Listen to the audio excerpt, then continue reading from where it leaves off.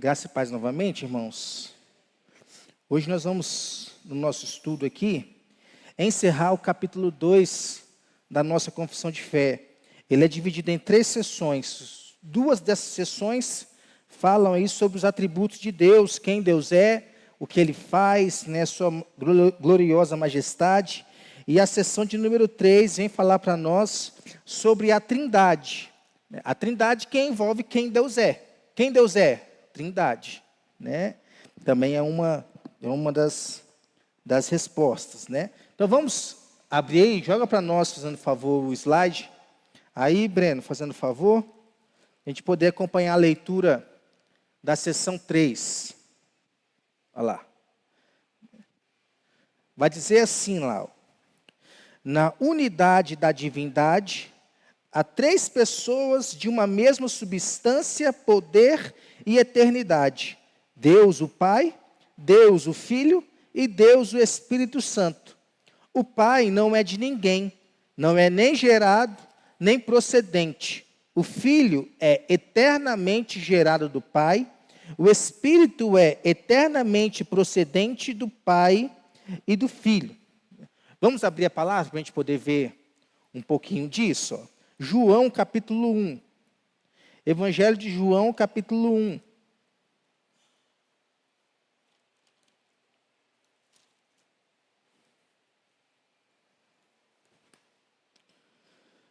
Ó.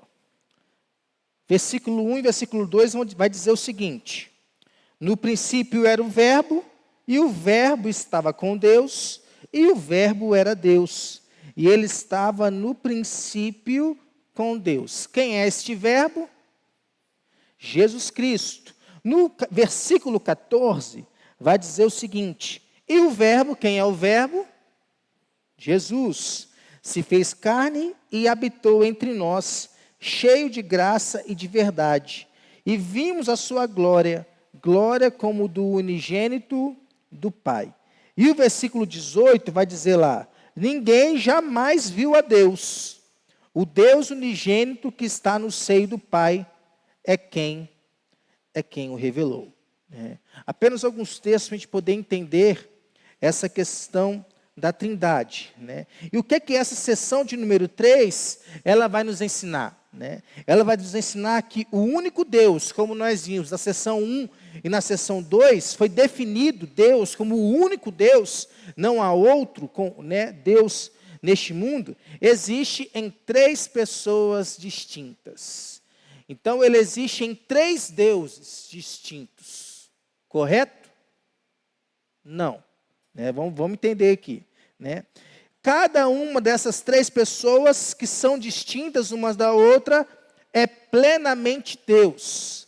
Não partes de Deus. Por isso, uma argumentação para dizer que não são 3 pessoas distintas. Porque não são 3 partes de Deus.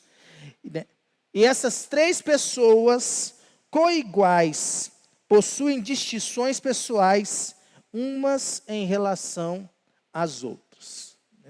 É um resumo aqui do que a gente vai ver.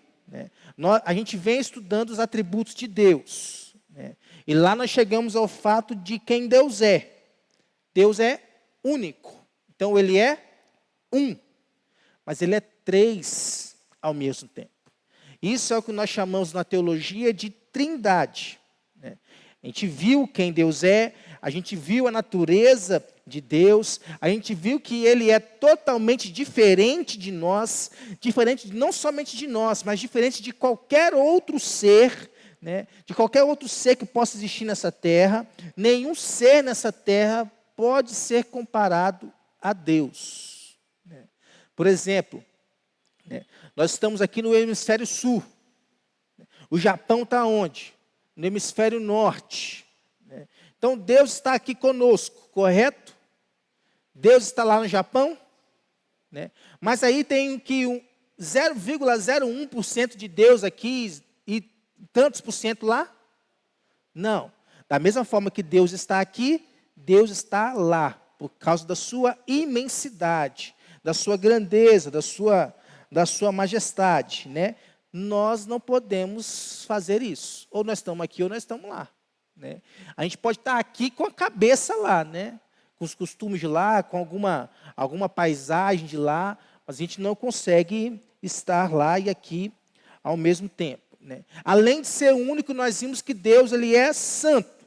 A palavra santo significa separado. E o que é que ele pede para nós?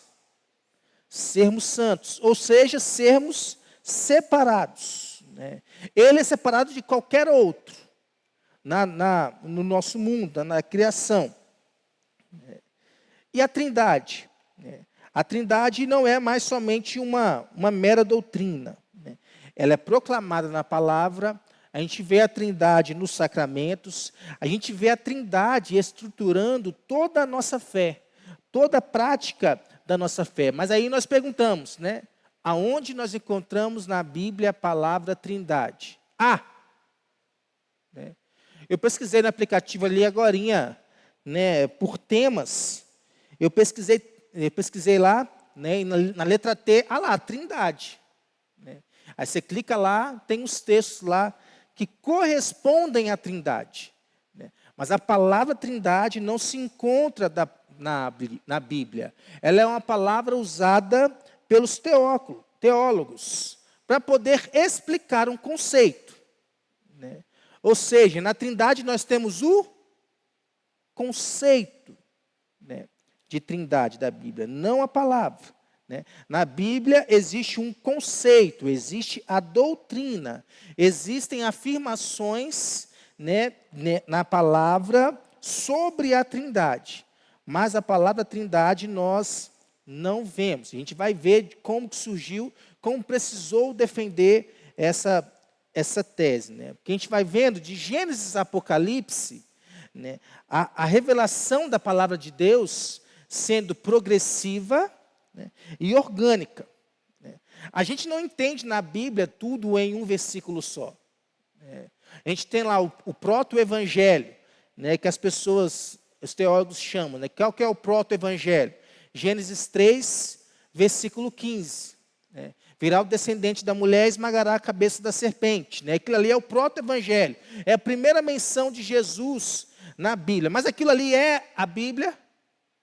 Não, é uma palavra que está dentro da Bíblia. A gente tem lá João 3,16, porque Deus amou o mundo de tal maneira que deu o seu Filho unigênito para que todo aquele que nele crê não pereça, mas tenha a vida eterna. Né? Os teólogos chamam essa passagem, né, o resumo de todo o Evangelho. Mas ela é o Evangelho? Não é o Evangelho. Sozinho, ela não é o Evangelho. Então, Deus foi falando aos poucos, né? Milhares e milhares de anos, por cerca de 40 autores, Deus foi mostrando a sua revelação a nós. Né? E dentro dessa revelação, ele foi falando sobre Trindade. A gente vai encontrar esse conceito de Trindade no Novo Testamento e no Antigo Testamento. Está claro lá para nós. Vamos ver alguns exemplos? Né? A Bíblia fala muito sobre isso. Olha lá, 1 Timóteo 2,5, vai dizer que lá o quê? Há um só Deus, né? Que é mediador entre Deus e os homens. Quem é o mediador entre Deus e os homens? Jesus Cristo. Né? Então, nessa unidade, nesse conceito de que há um só Deus, né, que é Deus, há três pessoas.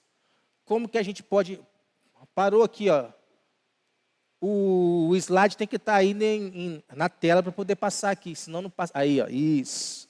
Né? Então, não existe nada semelhante à unidade de Deus, pois isso é uma triunidade. Um em três. Vamos ver aqui mais. Outro texto, aqui, 1 Coríntios, capítulo 8, versículo 6. Paulo está descrevendo ali um problema, que não está somente em Coríntios, está em Coríntios, está em Gálatas, está em Éfeso, como nós vimos domingo passado, está na nossa sociedade hoje, né, que é o paganismo, que é a adoração aos ídolos. E ele vai lembrar lá, em 1 Coríntios 8, versículo 6, para nós há um só Deus, o Pai, de quem são todas as coisas e para quem existimos.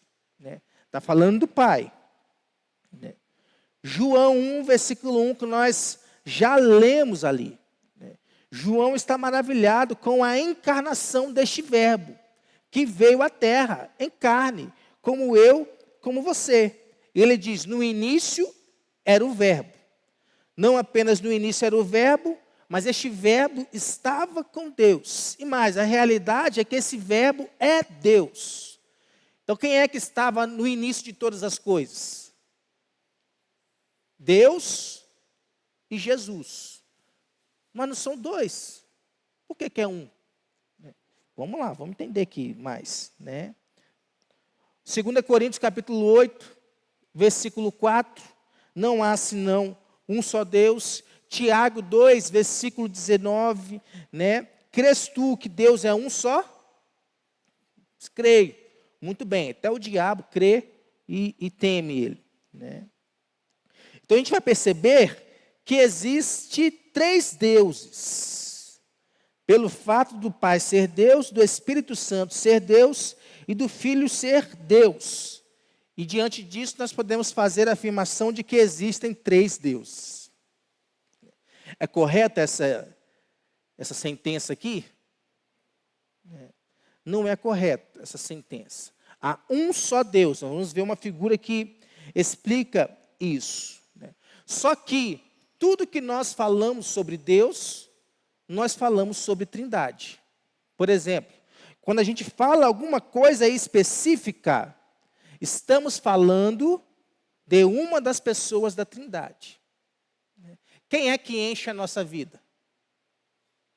É o Espírito. Quem é que nos salva? É Jesus. Então nós estamos falando especificamente de uma das pessoas da Trindade. Quando nós adoramos, estamos adorando a Trindade. Quando cantamos, estamos cantando a Trindade. Não há nada relacionado com Deus que não esteja ligado à Trindade. A não ser que a gente vai falar de algo específico. Nós estamos falando de um aspecto da Trindade. Por exemplo, aqui, ó, embora o Pai seja Deus, o Filho seja Deus, o Espírito seja Deus, o Pai e o Espírito não são a mesma pessoa. O Espírito Santo e o Filho não são a mesma pessoa. O Pai não é o Filho, o Pai não é o Espírito e vice-versa. Mas todos se relacionam entre si. E a gente tem que tomar cuidado, porque muitas vezes nós confundimos a unidade de Deus com o fato de existir uma só pessoa. Aí vem essa figura aí, ó, né? Essa figura talvez você já viu aí na internet várias e várias vezes. Né? Ó, o Pai, quem é o Pai? É Deus. O Filho, quem é o Filho? É Deus. O Espírito, quem é o Espírito? É Deus. Só que o Pai, que é Deus, não é o Filho, que é Deus. O Filho, que é Deus, não é o Espírito Santo, que é Deus. O Espírito Santo, que é Deus, não é o Pai, que é Deus. Mas aí embola mais ainda as circunstâncias. Não embola? Né? Embola um pouquinho, né? Como que é esse negócio aí? Mas aí nós temos que fazer distinções da Trindade. A gente vai ver isso mais para frente, né? A Trindade, ela afirma a unidade de Deus. O Pai é Deus, o Filho é Deus e o Espírito é Deus. Mas a Trindade, ela faz distinções às pessoas. O Pai não é o Filho não é o Espírito não é o Pai. É por isso que na confissão vai dizer lá, na unidade da divindade, há 3 pessoas de uma mesma substância. E lá também vai dizer que o Pai não é de ninguém. Se ele não é de ninguém, é porque ele não tem início. Nós temos início. Que dia que é o seu aniversário, Bernardo? 29 de fevereiro, né? Você né? Esse ano você não vai ter aniversário. Não vai ter início, né? Não é gerado nem procedente. Ninguém pode dar a luz ao Pai. O Filho é eternamente gerado. De quem? Do Pai. Ou seja, também há um tempo no tempo, né? que o Filho, aliás, não há um tempo no tempo em que o Filho não tenha existido. Ele sempre existiu, porque ele é eternamente gerado do Pai. E o Espírito Santo é eternamente procedente do Pai e do Filho. Então não há um segundo dentro do tempo ou fora do tempo em que esses três não existissem, né? Eles são eternos, né? Só que a Bíblia vai dizer para nós que existe um só Deus e apresentar esse Deus como Pai. Só que Jesus, ele também vem falar sobre o Pai. Ele chama o Pai de Deus, né? Ele diz lá que não tem como negar que o Pai seja Deus, né? Aquele que negar o Pai, né, também será negado, né? A Bíblia é clara em dizer isso. Mas Jesus também diz que ele e o Pai são um.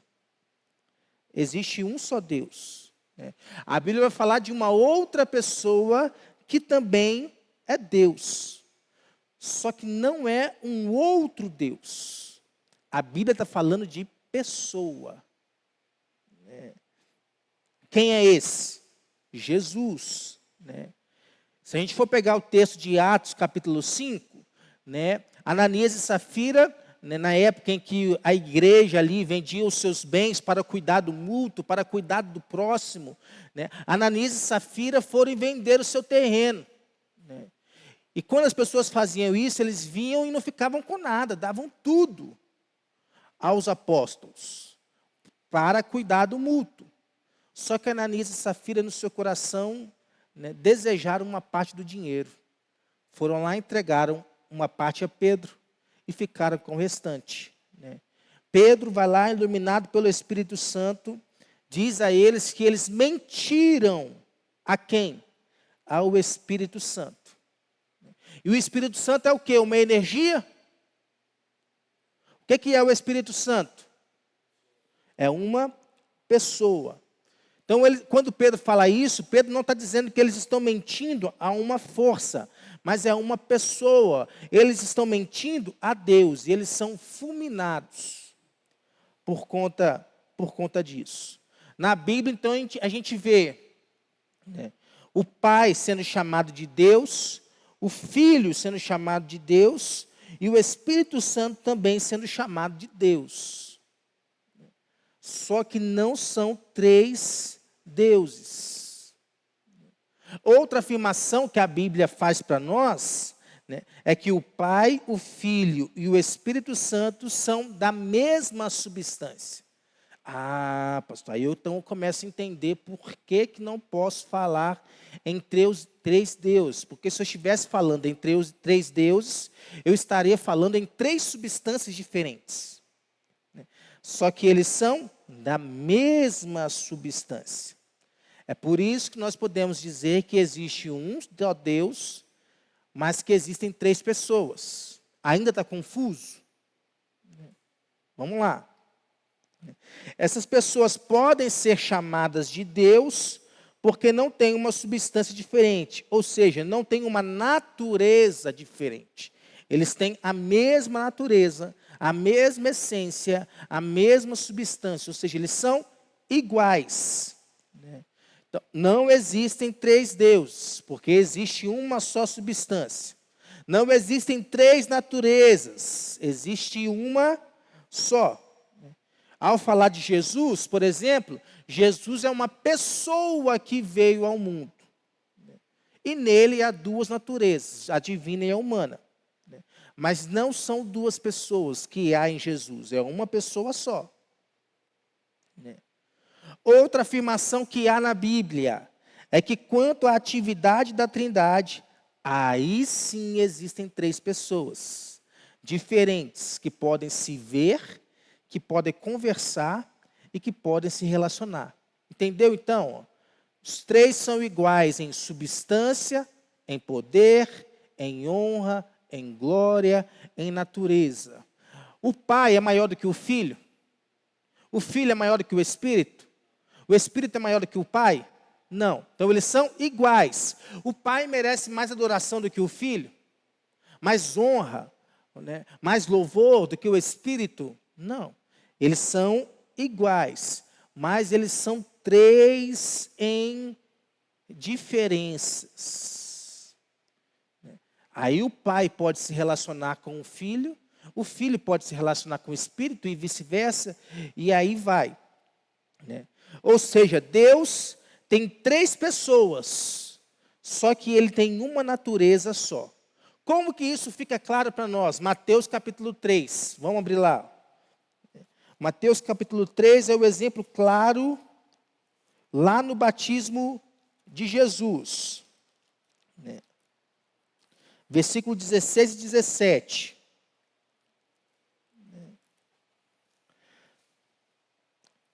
Batizado Jesus, né? Jesus é o quê? Deus. Mas ele, aqui é uma pessoa. Né? Saiu logo da água, e eis que se lhe abriram os céus, e viu quem? O Espírito de Deus descendo como pomba vindo sobre ele. Está se referindo a quem então? Ao Espírito Santo. E eis uma voz do céu que dizia: este é o meu Filho. Quem é que está falando aqui? O Pai, em quem eu me comprazo. Está vendo? Três diferentes. Né?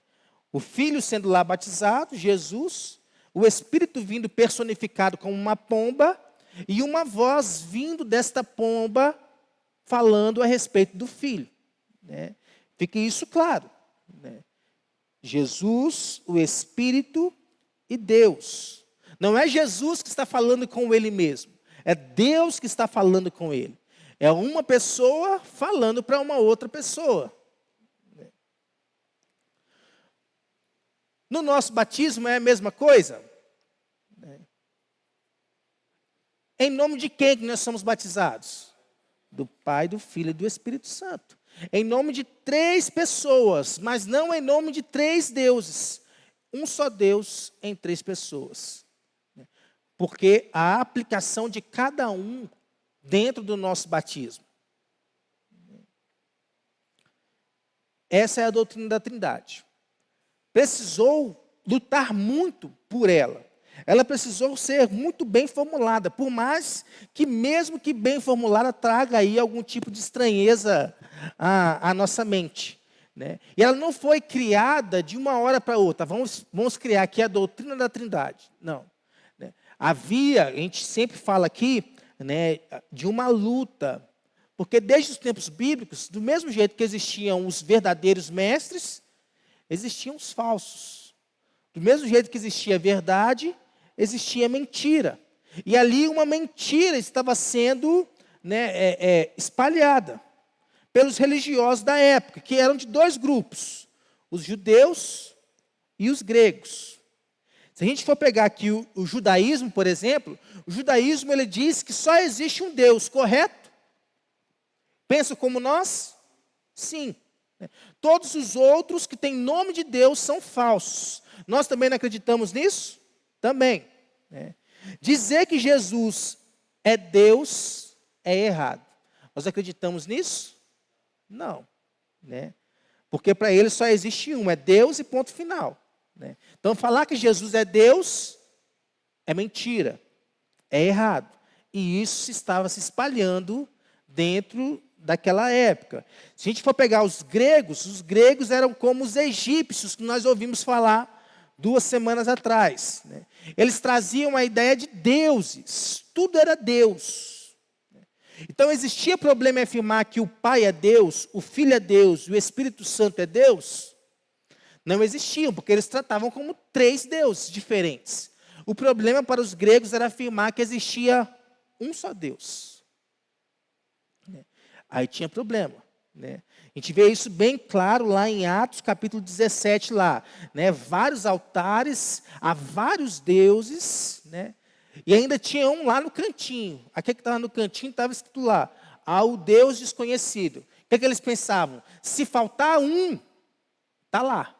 Está lá na lambuja, lá no ao Deus desconhecido. E é esse justamente que Paulo vai falar. Esse altar que vocês ergueram ao Deus desconhecido, é esse Deus que eu estou falando para vocês. Mas é só Ele, todos os outros é engano, é mentira. E nesse meio a igreja precisava, né, afirmar, né, corretamente a unidade de Deus, mas também a diversidade de pessoas. Né? E várias coisas foram surgindo no meio do cristianismo. Várias correntes foram surgindo. Vamos ver algumas dessas correntes aqui, ó. Uma dessas correntes era o arianismo, que deu base para a doutrina dos testemunhas de Jeová. Ela surgiu com um homem chamado Ário, que era um presbítero. Está vendo? Quando sai de tudo de dentro da igreja, né? Quem Ário era? Um presbítero, uma autoridade. Né? Ário aqui não cumpria os requisitos que iria vir lá em Timóteo, por exemplo. Né? Porque ele estava se levantando contra uma verdade de Deus. Qual que era a verdade de Ário, que Ário estava levantando aqui? Né? Houve um tempo na história que o pai não era pai. Né? Houve um tempo na história que que não existia o filho. O filho foi então gerado quando Deus quis criar um filho. E quando foi que Deus criou este filho? Com Maria. Então até lá não existia Jesus. Jesus passou a existir através do seu nascimento, através da sua encarnação. Só que essa é uma... Eu estou esquecendo de passar aqui, né? Ô, Breno, quando você lê aí, você passa para mim? Que eu esqueço. Né? Então, é uma afirmação que vai negar a eternidade. O verbo era Deus e o verbo estava com Deus. Isso está falando o quê? Da eternidade de Jesus. Aí a igreja foi, nós precisamos combater essa heresia. Criou um concílio, debateu isso, condenou Ário e a sua doutrina. A partir desse momento, a doutrina de Ário não é mais permitida ser espalhada no nosso meio. Né? Outra heresia que surgia na época era o monarquismo modalista, também conhecido como sabelianismo. Né? Era a segunda heresia mais comum, a primeira era de Ário. Né? Ou seja, monarquia é o governo de um só. Foi-se assim por muito tempo. O que acreditava essa doutrina aqui? Existe um só Deus que se apresenta de modos diferentes. São modos diferentes, são aparições de Deus. E isso também foi condenado pela igreja. Né? Por exemplo, ali na cruz do Calvário, era o que eles pensavam. Quem foi que morreu na cruz?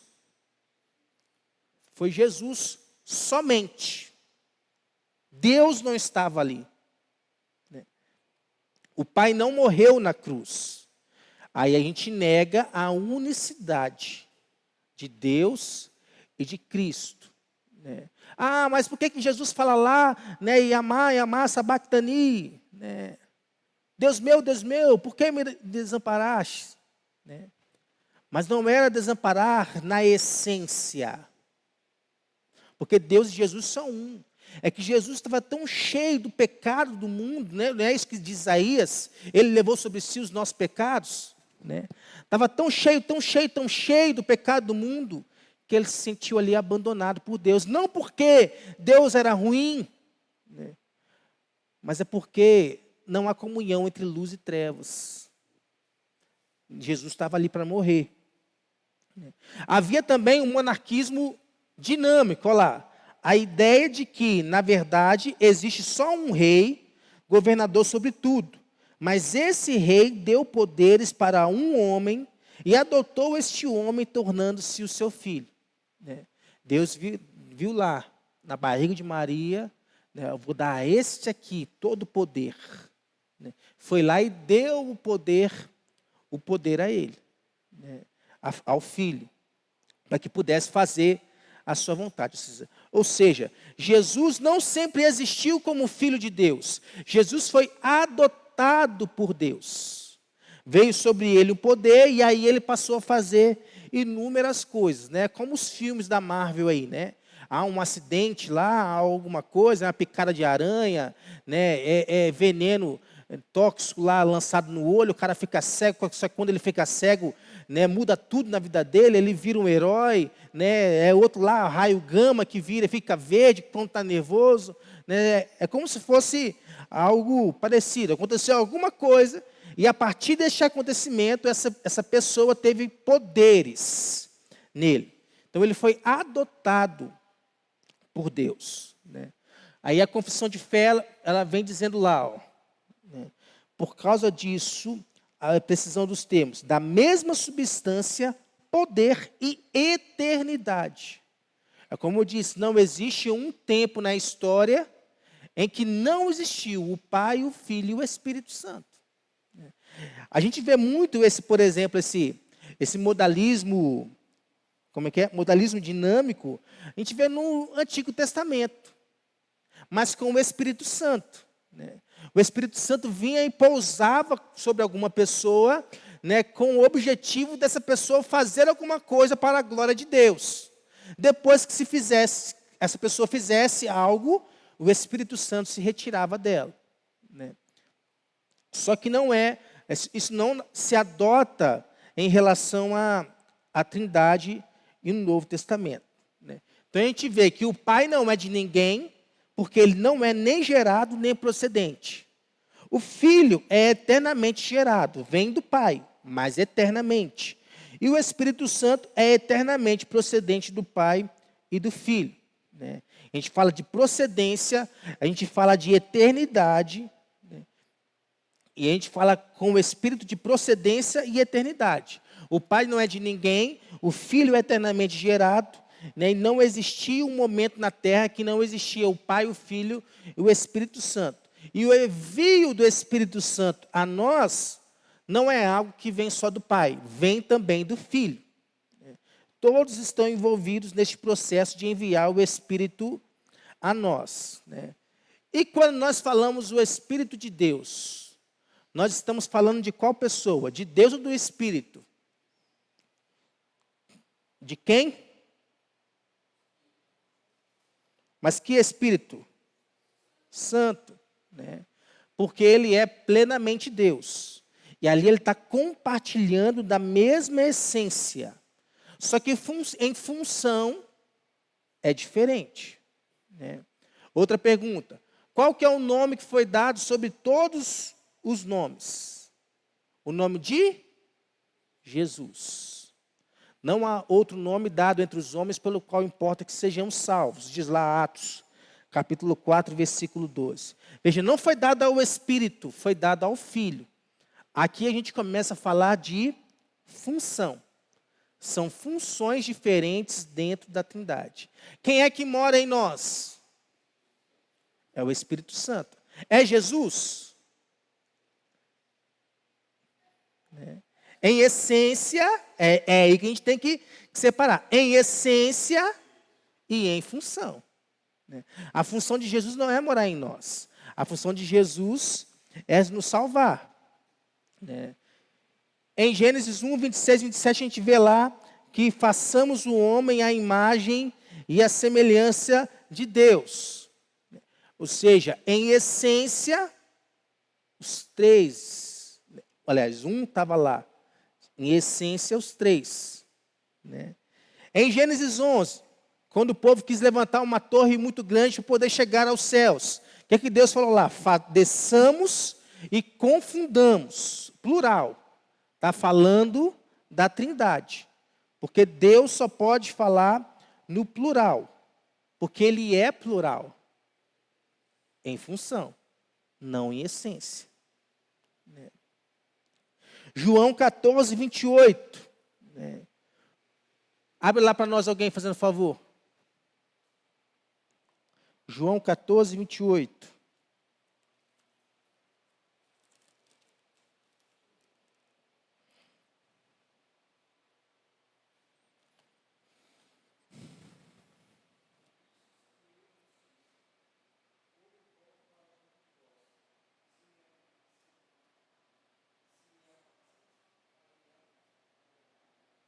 Pois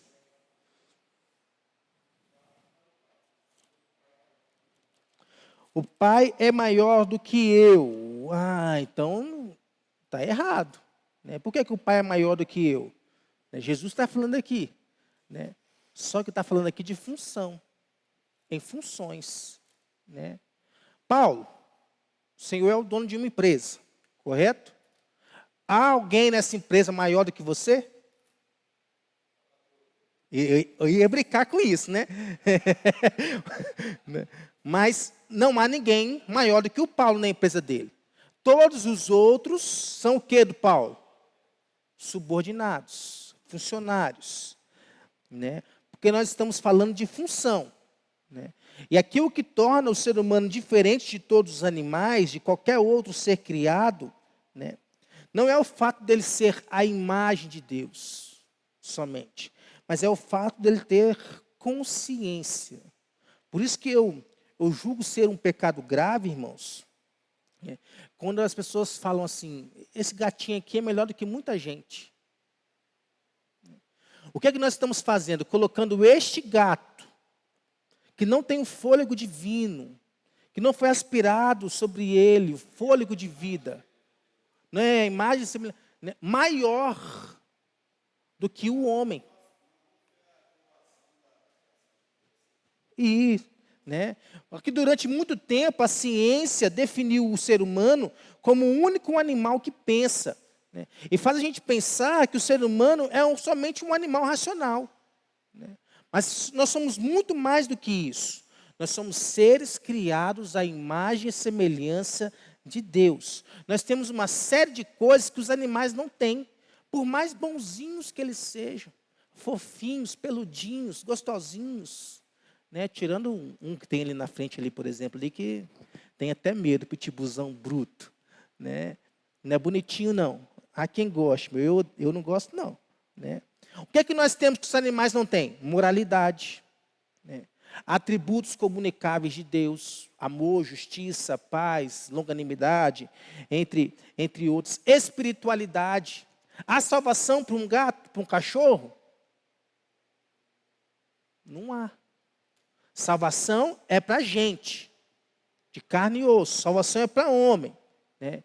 Isso não cabe a mim dizer, né, se não vai haver animais no céu. Isso aí é uma outra história. Isso aí é com Deus, né? Nem comigo também não. Né? Quem tem a imagem e semelhança somos nós. Quando Deus viu lá o homem, Adão lá, o que ele disse? Não é bom que o homem esteja só, porque ele é criado à imagem e semelhança de Deus. Ele foi criado para se relacionar, não para a solidão. Né? Adão não tinha ninguém igual a ele, porque era tudo animal. Se não era animal, era planta. Né? Não tinha ninguém igual a Adão. Ele se relacionava com seres menores que ele. Deus vai lá e faz alguém igual a ele. Né? Só que não é igual em todas as coisas. Né? O homem e a mulher são em imagem e semelhança, não são? Nós estamos falando de essência. Só que o homem e a mulher não são iguais em função. Mulheres não me batem. Né? Homens e mulheres são iguais em essência, mas não em função. Né? O homem tem mais valor diante de Deus do que a mulher? Não. Mas eles têm funções diferentes. Os dois não exercem a sua imagem e a semelhança da mesma forma. Como a gente vê isso? Por exemplo, na Trindade, o Pai vai exercer de uma forma, o Filho de uma outra forma e o Espírito Santo de uma outra forma. Eles fazem coisas diferentes. Isso, né? Jesus disse lá, eu e o Pai somos um. Isso chocou os judeus, porque para os judeus só existe um Deus. Como que esse homem ia falar que eu e o Pai somos um? Isso era uma blasfêmia. O que eles começaram a fazer? Vão pegar pedra para poder apedrejar Jesus. Porque eles pensaram que Jesus estava dizendo que ele, Jesus e Deus, os dois eram iguais. Eu e o Pai somos um. Só que quando a gente fala de função, a gente divide agora a Trindade em dois aspectos. Quais são esses conceitos aqui? É o conceito de Trindade ontológica, o ser, a essência. Nisso, o Pai, o Filho e o Espírito Santo, eles são iguais. Não há subordinação. O Pai não é maior do que o Filho não é maior do que o Espírito. Eles são adorados, eles são onipresentes, eles são onipotentes, eles são oniscientes, são iguais. Só que aí há um outro conceito de trindade econômica. O que é isso? A palavra econômica dá a ideia de trabalho, ação, administração. Funções diferentes que a trindade ocupa. Aí, nesse sentido, o Pai é maior do que o Filho. Nesse sentido, o Filho é maior do que o Espírito. A gente carrega conosco uma ideia de que se a pessoa está numa determinada função, ela é menos capaz do que a outra. A gente traz conosco uma ideia de que um advogado ele é mais importante do que um gari. Isso existia. A teologia reformada veio, quebrou isso. Todos nós somos iguais. Só que o pós-modernismo veio e colocou isso de novo, neste mesmo patamar. Para a sociedade, um advogado é melhor do que um gari. Para a sociedade, o influencer é mais importante do que um professor. Que para mim é a mais importante de todas as profissões. A gente vai criando essas distinções. Na Trindade, há essas distinções, só que de função, não de valor.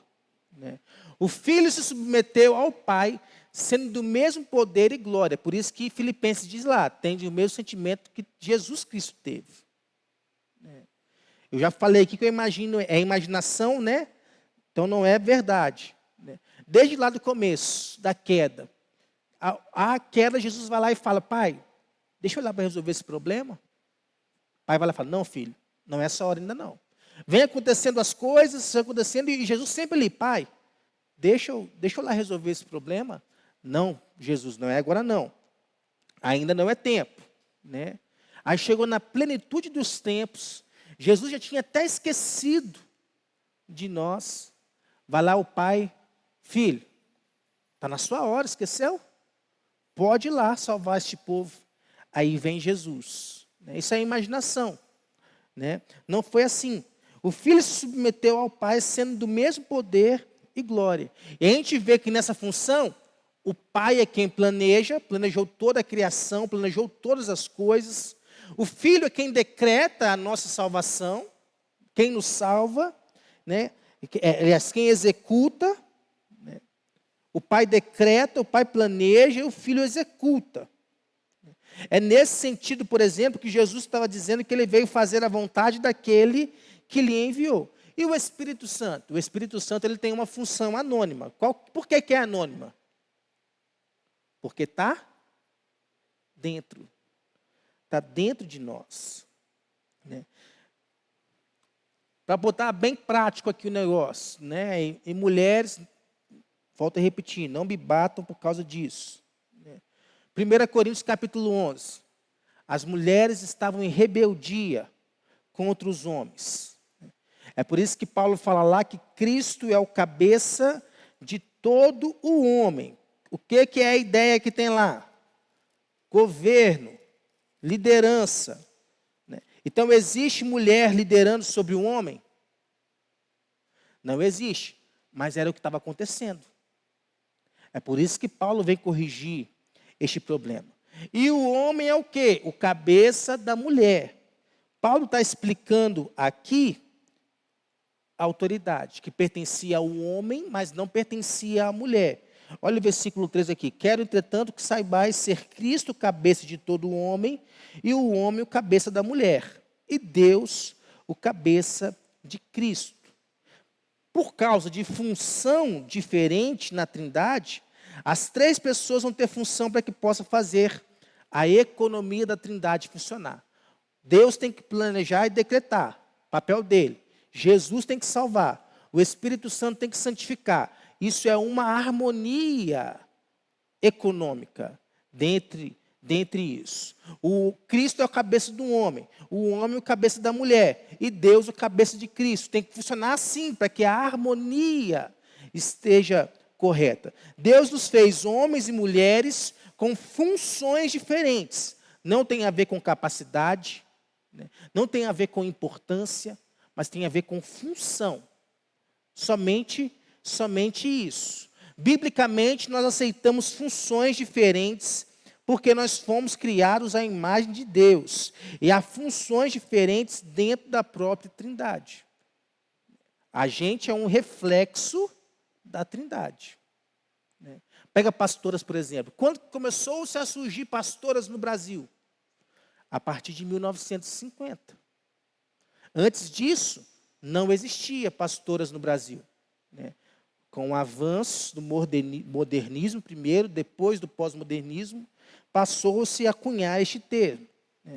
Há um livro muito legal de um homem chamado Douglas Wilson, chama Marido Federal.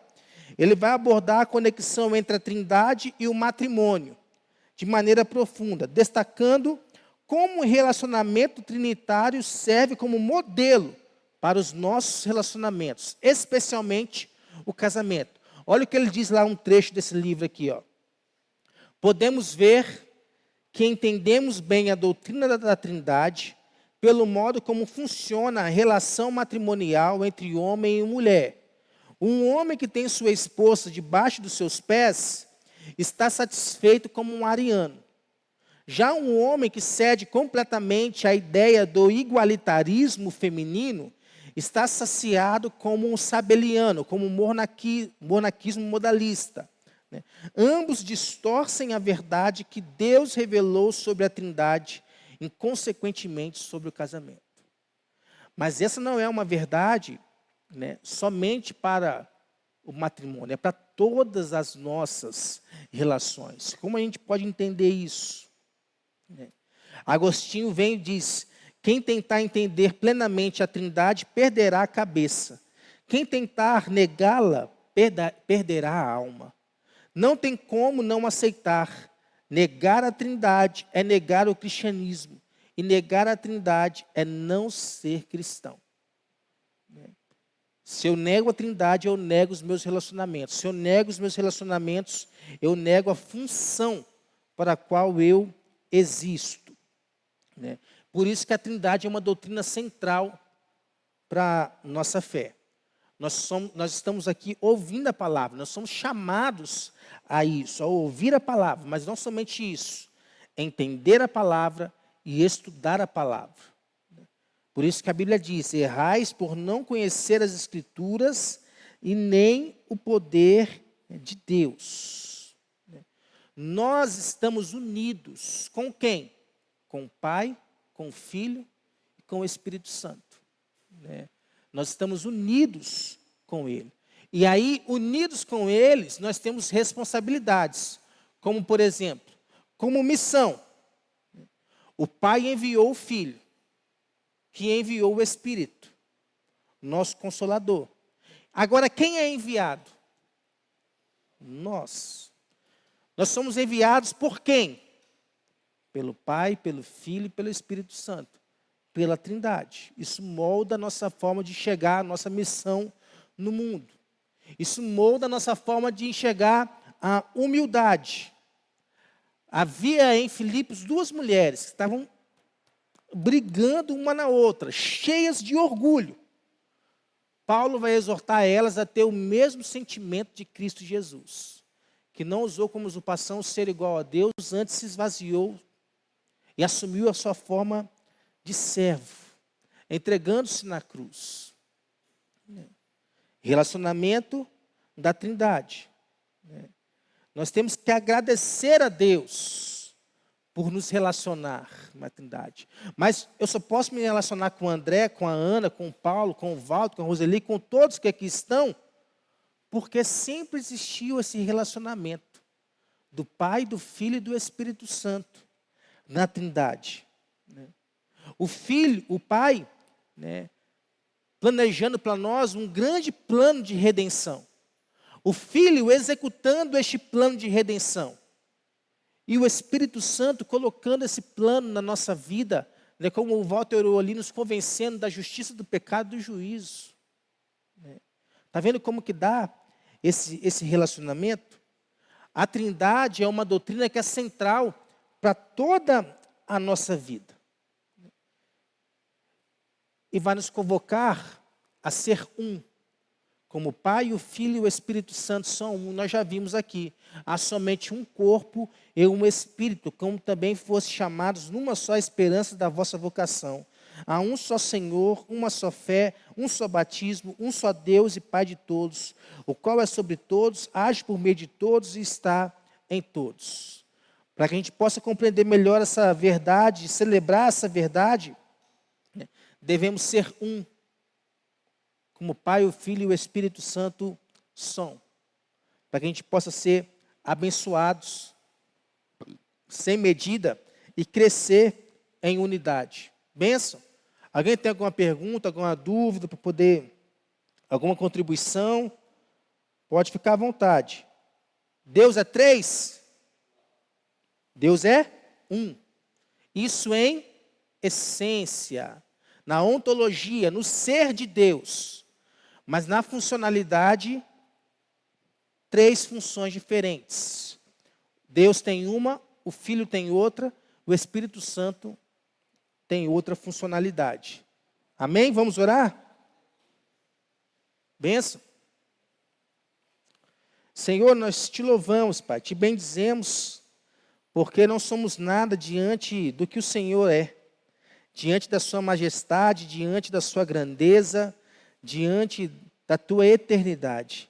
E nós te agradecemos pelo envio do teu Filho Jesus a morrer em nosso lugar, a se entregar em nosso lugar, sem pestanejar, sem reclamar, sem murmurar. E obrigado, Pai, por isso. Agora nos ensine através do teu Espírito Santo, Pai, a cada dia ter o mesmo sentimento do teu Filho Jesus. Nos ensine através do teu Espírito a sermos mais parecidos com o teu Filho Jesus. A cada dia uma cópia de Jesus. A cada dia um pequeno Cristo aqui nessa terra. Em nome de Jesus nós oramos para que o Senhor venha, Pai, a completar essa obra em nós. Aquele que começou a boa obra em nós é fiel para completá-la. Nós te louvamos por isso. E pedimos que dentro dessa harmonia perfeita da Santíssima Trindade, nós sejamos contemplados com as suas bênçãos, bênçãos sem medidas. Mas, mais do que isso, sejamos contemplados também com a vida eterna, que é aquilo que nós vivemos.